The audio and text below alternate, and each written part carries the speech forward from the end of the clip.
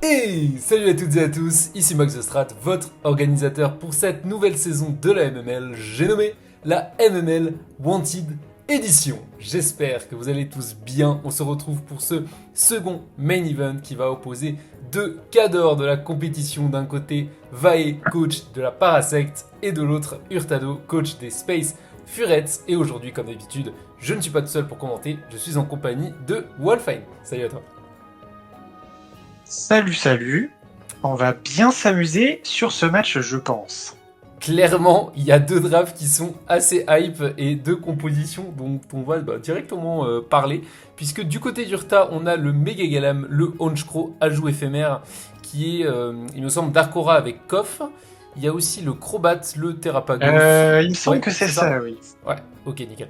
On a le Terrapagos, le Tarambule et enfin le Zygarde. Et du côté de Vae, on a le Darmanitan Terrafire, le Screamtail, toujours aussi horrible. Hein. Je veux vraiment pas. C'est le seul Poké, je veux pas qu'il ait un skin animé. Jamais.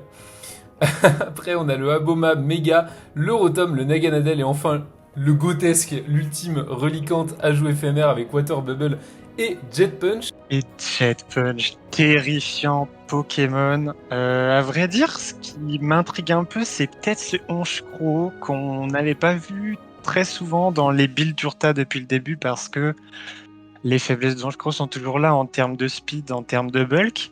Est-ce que ça va vraiment pouvoir faire la différence contre une draft qui finalement le dépasse toujours autant?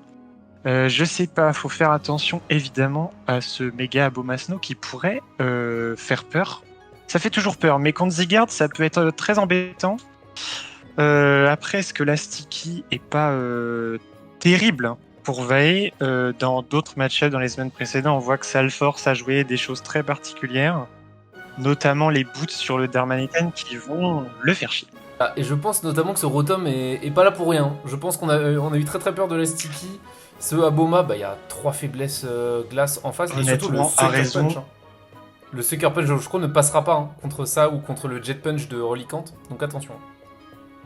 C'est un peu ça, c'est que ce Honchkrow, je vois pas forcément ce qu'il fait contre le 6 qui est ramené. Ceci étant dit, on peut noter que Vae n'a ramené ni son Buzzwole, ni son Empoleon, ni son Lando I, qui peut-être aurait pu avoir un match-up moins bon contre ce Honchkrow.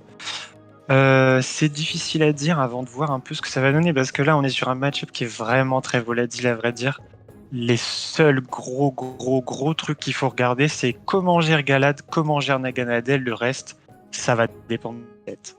Clairement, je pense qu'ils ont pas. Enfin, il a pas osé Vae ramener des Pokémon qui sont trop weak à Galam ou Zygarde. Je pense qu'il a eu vraiment peur des setups et peur de se prendre des U-turn Crobat. Hein. Je pense que Urta a quand même build un peu dans cette direction, mais on a offense contre offense. Donc, Oui. je pense que dans tous les cas, ce sera Oui, explosif. je pense que ce Screamtail, il est là un peu en fail-safe, ce Screamtail, pour sûrement essayer de gérer la majorité des cercles de Galad. Maintenant, on va voir ce que ça donne. Et ce lead Sticky, mais alors le lead Sticky est pas très étonnant, le lead d'Arma peut-être un peu plus. Un peu plus parce que c'est sur un peut-être que ça a voulu U-turn sur un Terrapagos, mais face à Tarambule. Après, on pouvait tenter le flinch Rockslide hein, sur ce Tarambule sage. Ça serait peut-être un peu spécial quand même, hein, de lead Terrapagos, à moins que ce soit son rocker. Bon, voilà, il fait U-turn, et il envoie le Abomasnow sur le tour de Sticky juste ici. Rien de bien, voilà. Et Vae, bah, pour le moment, va essayer juste de mettre un peu de pression avec ce Aboma. Attention à pas se prendre un gros leash shit quand même, parce que selon la réparte de Starambule, on peut peut-être se faire dépasser. Bah, à vrai dire, autant Starambule prend Freeze Dry, autant le reste de ce qu'Abomasnow peut cliquer, Tarambule le prend très bien, donc je pense pas qu'Hurtado soit dans une posture si embêtante que ça. Ouais, c'est pour ça, je suis pas forcément fan de ce Aboma. On va peut-être avoir un défog Aboma. Oui, ben oui, les ajouts éphémères et sa toxique, ça reste, et ça pose la veille. Aïe aïe aïe. Donc cette veille qu'il a pas ramené très souvent, qui est toujours possible évidemment, mais qui souffre du problème de toutes les mégas bien sûr, c'est que l'item c'est la méga gemme, donc plus que 3 tours pour se servir de cette veille, qu'à 4. Si on compte un switch, il n'en restera que 3. Est-ce que Vae va pouvoir faire quelque chose de cette veille ou pas? Et bah, notamment, je trouve que Screamtail setup peut avoir un intérêt ici, mais bon, quand tu. Et ouais, Hurtado il reste, hein, il est très content d'avoir cette Tarambule. la manière dont Urtado joue la chose me fait dire que c'est peut-être bien un Suicidly de Tarambule avec Endeavor. C'est vrai, alors c'est vrai qu'il avait déjà sorti un Pokémon avec Endeavor. Endeavor. Si je dis pas de bêtises. Oui, il me semble que ça l'a, et je me rappelle que il avait sorti Tinkaton avec Endeavor déjà sur le début de compétition. Donc c'est vrai que ça pourrait être très très bénéfique pour lui, surtout si Veil décide de switch out maintenant. Donc en fait, c'est très compliqué d'exploit ce Veil en fait. Et oui, il a Endeavor. À vrai dire, je pense que Urtado est très très très content de voir ce Abomasnow venir si tôt, poser la veille si tôt, parce qu'il peut, voilà, il a le temps de mourir sur son Tarambule, il va peut-être pouvoir derrière arriver et pincer quoi. Non, parce que par exemple, si on pense à Mega Galam qui vient ensuite, est-ce qu'il est vraiment inquiété par cette veille là? Non, honnêtement pas tant que ça, et je pense qu'en plus il a probablement un petit... Si. À voir si c'est Defog ou Rapid Spin qu'il a derrière. Oh, le petit crit. Ça c'est Je sais bénéfique. même pas s'il a envie de Defog ou de Rapid Spin, honnêtement. Pas de Endeavor, donc il avait sans doute pas. Après, le simple fait qu'il soit resté en phase de Dharma, qu'il est élastique, qu'il est toxique, je pense que c'était peut-être ça, je crois qu'il arrive. C'est tout bénéf, et surtout, si on a peut-être un Crobat avec Infiltrator, voilà, exact. Un tour de Snow, 2 tours de Veil, et là, c'est pas des bons moments à Tu passer. fais contre ce Hayame là qui a potentiellement Endeavor avec Heatwave ou juste Rapace, ça suffira largement à prendre le KO ou Sludge Bomb, enfin peu importe le move de toute façon. Il a de quoi faire, ça va être le reliquant. Le Heatwave est bien possible. Sludge Bomb, ok, il est spécial, ça fait super mal. C'est résister derrière la veille, ce truc. Non mais attends. Giga Drain is coming. Il prend le Jet Punch Band ou pas? Parce que honnêtement... Ou ce set là, je suis pas sûr. Alors, parole de shérif, prep contre Vae, c'était toujours un moment magnifique parce que à chaque fois tu te dis mais non, il fait pas si mal que ça et il tue tout le monde. On va faire un mock, donc là alors... on a un duel de shérif, de Wanted, bien évidemment. Et pour avoir déjà fait des mocks à Vae, il y a souvent ce problème là de se dire oui, tu as une résiste, et puis tu envoies ton Clamiralis, oui, et tu prends 60%.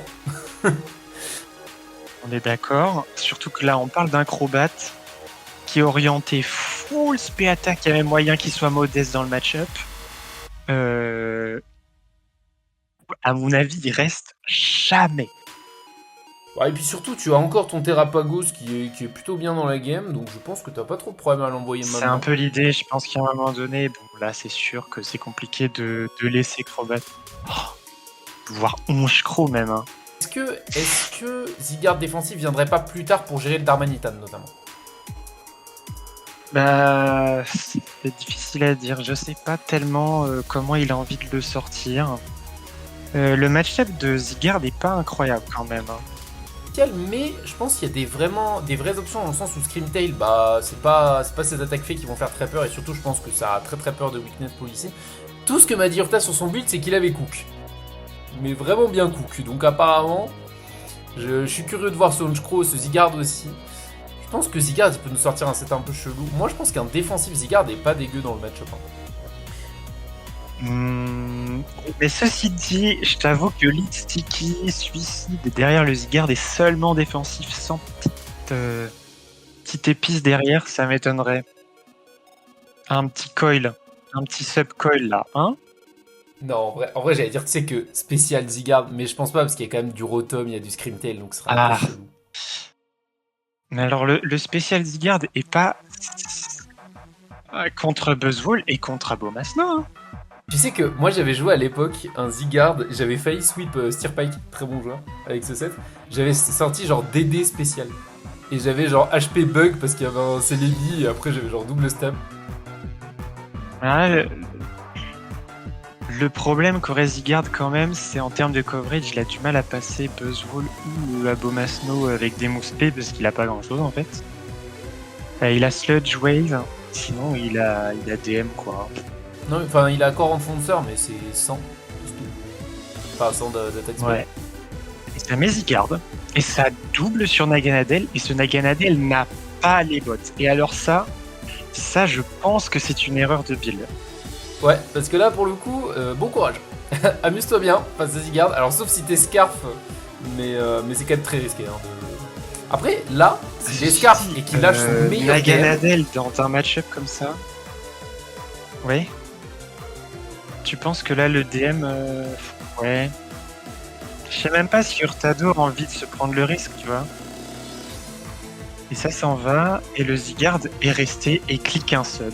Incroyable. Leftovers. On est dans la sauce côté Vae. Ça enchaîne les switches sans cliquer d'attaque. Oi oi oi oi oi. donc ça a peur. Ça a peur, et avec ce Toxic qui est là, bah, Ça ce fait Zygarde, le il sub a, avec un giga drain. C'est à noter quand même. En même temps, c'est neutre, hein, stabé. il a déjà plus de vie, et c'est très compliqué. On est d'accord, hein. Là, qu'est-ce qui l'empêche de recliquer un substitut? Je sais même pas si Ice le met en range dans... Mais je pense pas. Et il l'a pas, à mon avis, il l'a pas. Hein. Je pense pas. Il va pas l'avoir, il l'aurait sûrement cliqué. C'est dangereux là de cliquer. Il l'a quand même. Il l'a quand même 52%, pas le sub. C'est un très bon Ice Shard et c'est un tour un peu greedy du côté d'Hurtado puisqu'il ne pouvait pas cliquer sub. Alors, ceci étant dit, côté Urta, est-ce qu'il a vraiment un Poké qu'il a envie d'envoyer sur un move Ice? Bah honnêtement, sachant qu'il y a Darmanitan derrière, je pense que le Zygarde est trop important pour être laissé comme ça. Quitte à sacrifier quelque chose. Le Will-O-Wisp. Là, côté Urta, on s'attend, ouais. Et ça finit par des fogs, hein, c'est quand même bien. Est-ce que Vae est tant dans la sauce que très ça? important.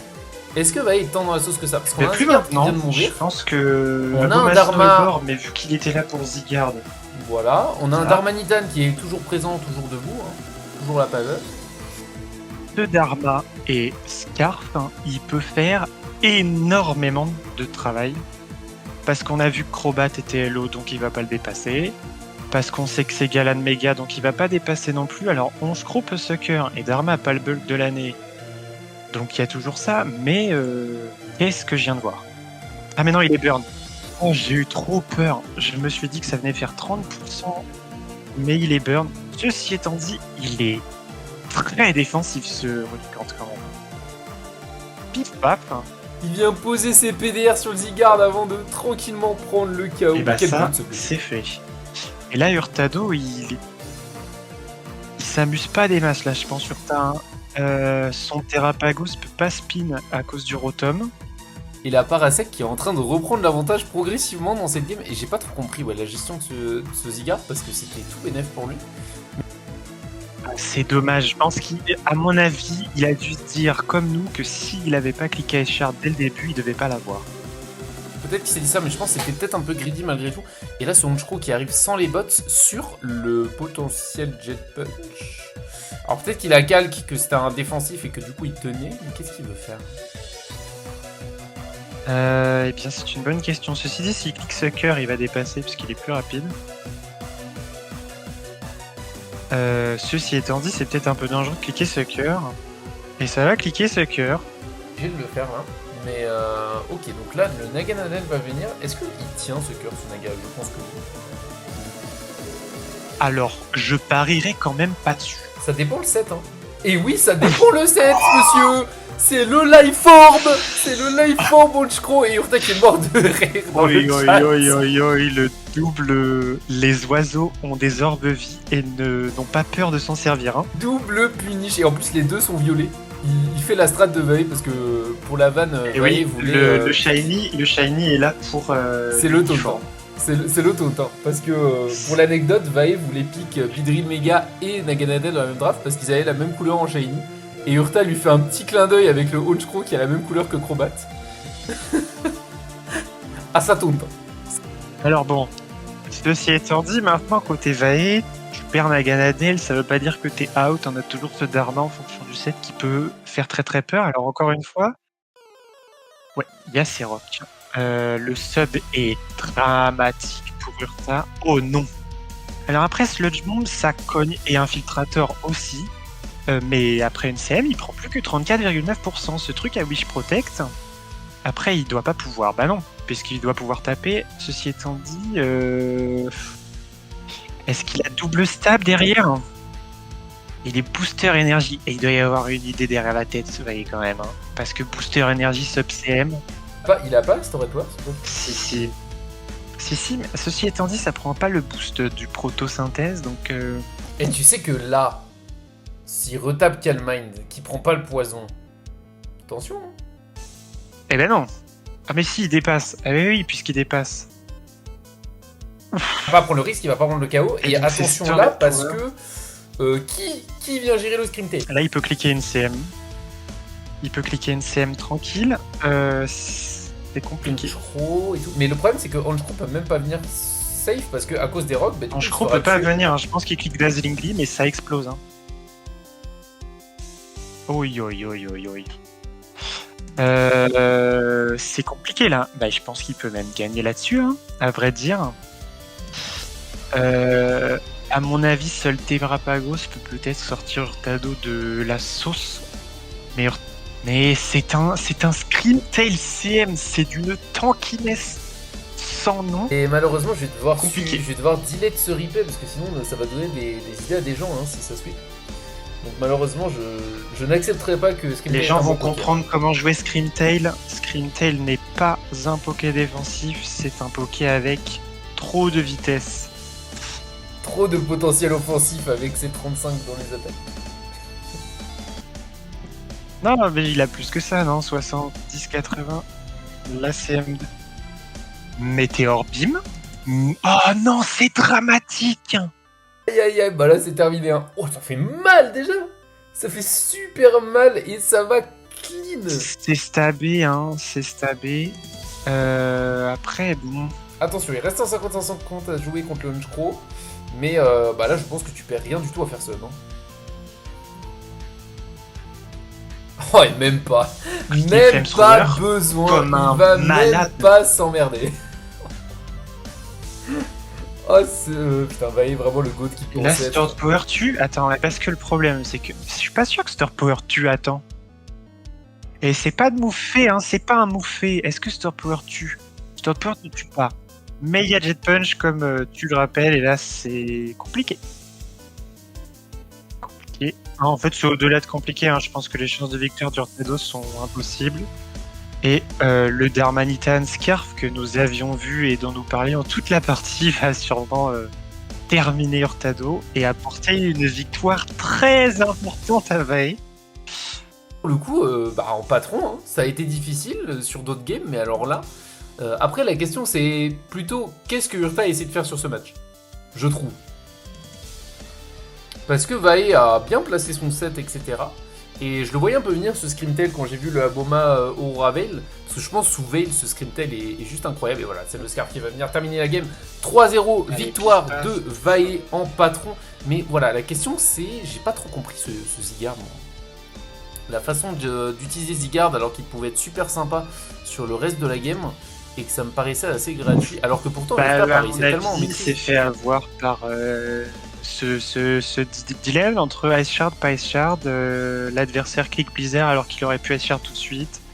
À mon avis, c'est comme ça. Il a voulu jouer aux limites et malheureusement, les limites l'ont rattrapé. Mais c'est. En fait, même le double LO. Le double LO est super dans la game. Mais je sais pas comment tu. Il paraissait tellement en maîtrise. Le double LO est très amusant. Je pense aussi qu'Hurtado voyait pas tellement un chemin clair vers la victoire, ne serait-ce qu'à la prep. Parce que là, pour le coup, Vae avait un match-up quand même sympa, hein, avec ce Reliquant qui empêche beaucoup de choses en face, avec le fait que dès qu'il n'y a pas la sticky, ça tape, quoi. Hein. Ça tape et Hurtado a pas trop les outils, quoi. Parce que ça nous offre ce genre de phrase, quand même. Genre le Reliquant qui détruit beaucoup de choses en face, c'est quand même très agréable. Ah là, c'est compliqué, hein. Oui, mais surtout que dans les pokés qui n'ont pas été ramenés par Urta,